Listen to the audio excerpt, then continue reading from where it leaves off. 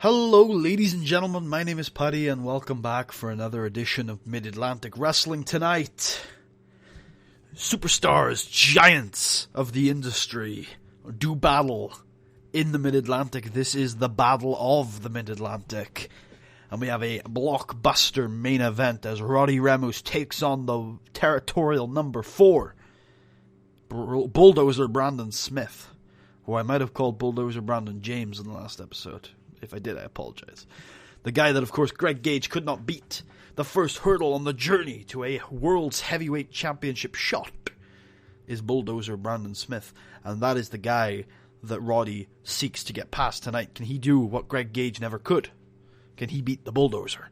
Also on tonight's show, we have The Architect taking on Christopher Ball, with Christopher Ball seeking to earn a match against the undefeated in 2017 George Woolf, who now claims his record is 28-0 this year across all of the promotions he works for. So looking forward to that match. There's also another big match on this show that we will be talking about as we go through the show. But we will be opening up with that Architect Christopher Ball match. One other big announcement that's been made mid-month is that this October, where it all begins again, the MAW Super Show, we will be hosting a very important tag team match. We have been chosen as the venue for the World Tag Team Championship match between Rich and Famous and the Ring Generals. So that's going to be a very exciting match that we can announce for our Where It All Begins Again card. Hopefully the game doesn't screw me over before then and have some other plans for those titles. So let's if they do, then we'll change the match. Rich and Famous are going to be Rich and Famous are going to be getting a World Tag Team Championship shot at Where It All Begins Again. That I can confirm. Let's get into the Battle of the Mid-Atlantic, shall we, as we open up with Christopher Ball taking on The Architect. And in our opening match, Christopher Ball defeats The Architect with a Superman punch. Christopher Ball sustained a bruised tailbone, which could indeed keep him out for a while, could put a dent in that match with George Woolf. But so long as if he is able to compete, then he will indeed be getting his promised match against the Big Bad Wolf himself.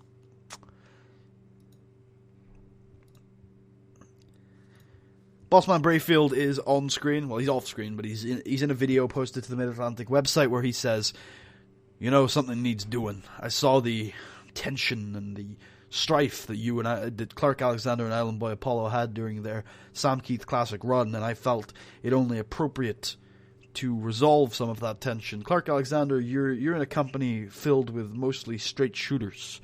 We tell it how it is, and we wrestle quite straight. You seem to be willing to bend the rules. So I feel like I should make a match fit for you.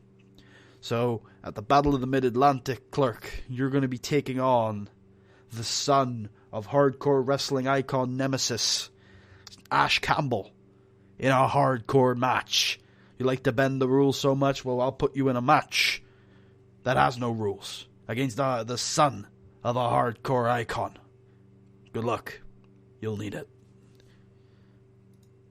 And afterwards, we have Ash Campbell, who is backstage, and he looks a little sullen. He looks a little, concerned, and he says, I don't know what Bossman or any of you guys have heard about me, but, my dad was a hardcore icon, and it's undisputed fact, but I'm not a hardcore wrestler. I've never been a hardcore wrestler. Just because I worked in Pittsburgh, just because my dad is Nemesis, doesn't mean that that's what I do. That's who I am. I'm like you guys. That's why I'm here. I'm a straight shooter. I wrestle quite straight.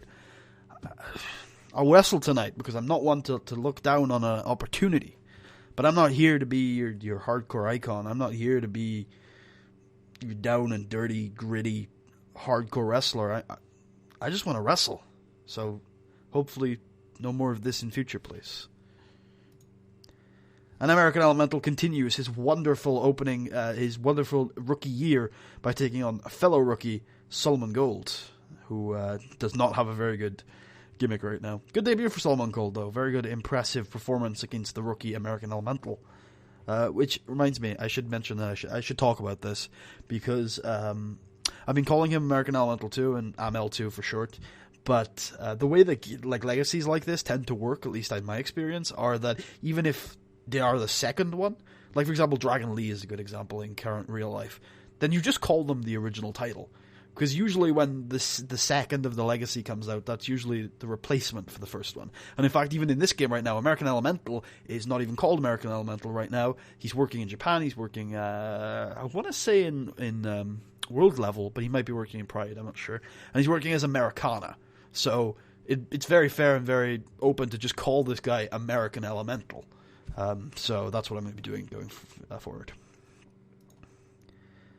And in a Sam Keith Classic interview, posted again on the Mid-Atlantic website, our new interviewer, Sweet Tabitha, walks up to the Aces of Mayhem and asks for their thoughts on their plans going forward and how it felt to come back to MAW after 6 years from their last championship victory and win another title.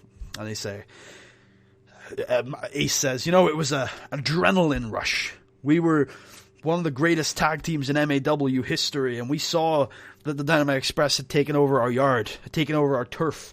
In fact, they won their first tag team titles around the same time we won our last tag team titles.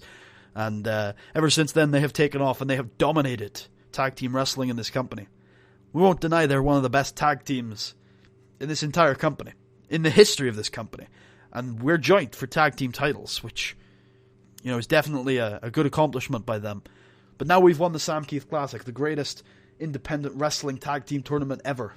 And we're on a high, and we're on a rush, and it's been 6 years since we've won those MAW tag team titles. It's been a long time. And absence it makes the heart. It just makes it grow so much fonder. So, we think we've pinned so many prestigious people in the Sam Keith Classic. We pinned the regional champion. We pinned the Coastal Zone tag team champions. We pinned the MAW tag team champions. We pinned the number one contenders for the World Tag Team Championship. We believe we have earned a title shot, and we want to add a little bit of flair to it. So we went to Boss Man, and we got a match made. So where it all begins again in October, we are going to have our tag team title match, and we are going to decide once and for all who is the greatest tag team in the history of Mid-Atlantic Wrestling, because it is going to be the Aces of Mayhem versus the Dynamite Express in a ladder match for the MAW Tag Team Championships. The first time that there has ever been a tag team ladder match in Mid-Atlantic Wrestling. Because we are trailblazers. We are groundbreakers. We are the most exciting tag team in the history of the territorial system. And at where it all begins again, we will continue to excite. We will continue to electrify. We will continue to carve our legacy in this town and every town around it. Because we will fly and we will soar and we will grab those tag team titles for a fourth time. Make history, break records, and prove to everyone that we are the best. The Aces of Mayhem fired up and on a roll. Can they do it? We can book that in for where it all begins again. It is going to be the first ever tag team ladder match in MAW. The Aces of Mayhem taking on the Dynamite Express for the MAW tag team titles. They're going to be suspended above the ring. First team to retrieve the title will take it home with them. Can the 3-year title reign of the Dynamite Express continue? Or will the Aces of Mayhem win their fourth and record-breaking tag team championships? We'll find out. We move into, I think, our hardcore... Oh, no, this is a... So we have Papa Dan in a video, and he says, "Hey there, Chris. I'm Papa Dan. And I heard that you earned a title shot against my boy, George Woolf. Congratulations, Chris. You've stepped into the hornet's nest. Because George Woolf is one of the most unstoppable individuals in the history of the territories. But I want to congratulate you, because that was a damn good victory earlier tonight, son. But where it all begins again, you're going to get crushed, just like the rest of them. Because I'm Papa Dan, and that's George Woolf, and we're the best around." Papa Dan seems to have taken on almost a managerial role there for George Woolf. And we can now, I guess, book in, so long as there aren't any injury troubles. Christopher Ball going to be taking on George Woolf at where it all begins again. Big match for both these people. George Woolf looking to continue an absolutely sensational 2 years of professional wrestling for him. And Christopher Ball looking to cap off what is a very good rookie year for him. You know, he didn't win the Hot Prospects tournament, but he's won pretty much everything since. And that would be a huge victory for Christopher Ball. As I think we now move on to our hardcore match. We do indeed, in a hardcore match. As this one, so essentially Ash Campbell looks very hesitant. This is a pretty brutal hardcore match, actually. This is like straight out of the indies. We are an indie. There's some barbed wire baseball bats around. There's some tables. Probably no glass tables, but maybe one light tube gets used. You know, that kind of hardcore match. It's a pretty nasty one. There's blood pretty early, and Ash looks really hesitant. He's like, I don't want to do this. Not only is this dangerous and could take years off our career, but this isn't the kind of wrestler I am. He's very, very hesitant. He tries to wrestle a match. He tries to just keep it in the ring, and every time Clark's got that smile on his face, right? And he's been cheating for the last couple months. We know Clark is not afraid to bend the rules. When Bossman put him in this match, he thought it was a punishment. For Clark, that he revels in this. Grabs a light tube, just smash it across Ash's face. And about 5 minutes in, Ash realizes that if he's going to survive this match, he needs to grab some weapons. He needs to grab some tools. He is not going to survive trying to de-escalate this situation. It is not going to work for Ash Campbell. So he manages to, he still tries to out-wrestle Clark a little bit, tries to grapple a little bit, tries to get those strikes in, some kicks, but he eventually, gets a table set up, maybe a chair or a kendo stick or something, tries to fight back, and slowly grows into it. He grows into doing some hardcore stuff, and it ends up being a very brutal, bloody contest between these two guys who are both, at the end, willing to do pretty much anything, but in the end, Clark is just willing to do way more. And I'll say this, he didn't smash a light tube across Ash's head earlier in the match, but what really, tipped this match over the edge, when these two had finally escalated to using as many weapons as they could put their hands on, the one thing that Ash didn't do was smash a light tube over Clark's head. Clark did. Clark smashed the light tube over Ash's head, and that was lights out for Ash Campbell, and Clark Alexander does indeed defeat Ash Campbell. Well, look at that. Reality imitates art. Yes. Clark Alexander gets on the mic and he says, Ellen boy, I brought you into this business. I think it's time I take you out of it. You've been nothing but a pain in my side since I got here. I came here to congratulate you. I came here to elevate you even further. I thought, new Mid-Atlantic champion, they tend to be unsure of themselves. They tend to be a little bit haughty, a little bit nervous. And I thought I'd come here, your mentor, the guy who got you into professional wrestling. I thought I'd cheer you up a bit. I thought my name, Clark Alexander, the Hawaiian sensation, being associated with yours would just rise your profile. I thought you would feel so much more comfortable if I was here, but every single time I have wrestled with you watching, you have nitpicked and nitpicked and nitpicked. Like you know better? Kid, I'm 10 years older than you, and I've been wrestling since you were in diapers. I've done this my whole life. This is my career, and I've won more titles in my prime than you'll ever win. Quite frankly, I'm sick of you second-guessing me, and I'm sick of you getting at me. I want to cut corners, I'll cut corners. And you know what? I came here to MAW to be a star, and that's what I'm going to do. I want a title match, where it all begins again. That'll be the biggest match of your career. It'll be the biggest match in this entire company's history. So I doubt you'll say no. And when I win, I'll prove to you that my way is the best way. And you should have listened to me all along. We're not going to quite book that in, although, like Clark said, it's probably going to end up happening. He's actually won a lot of matches since coming here to MAW, and that was an impressive victory over Ash Campbell. And our main event of the evening, Roddy Ramos taking on Brandon Smith in a territorial clash. The territory's number 4, taking on MAW's fallen son. Can he get his career back on track? In our main event of the evening in a 47D, Roddy defeats Bulldozer Brandon Smith with a Ramos clutch. Fantastic wrestling from these two, as these two just put on a clinic, back and forth brawling, hot, fast-paced action with a little bit of technical skills thrown in there. Roddy doesn't even resort to his usual prime statistic of technical wrestling. Most of the time he's just slugging it in there with Brandon Smith. Like, Roddy has gotten to the point now where he's forgotten who he is. Like, Roddy isn't going in there being this expert technical wrestler. He's tried that for 2 years, and it just has not worked. So he just goes in there, Brandon starts beating up on him, Roddy's like, fuck it, I'll do this too. Just beats up on Brandon. He takes it to Brandon. At this point, it's like, you know what, I'm not going to go in there and control matches anymore. I just need to do what my opponent does better.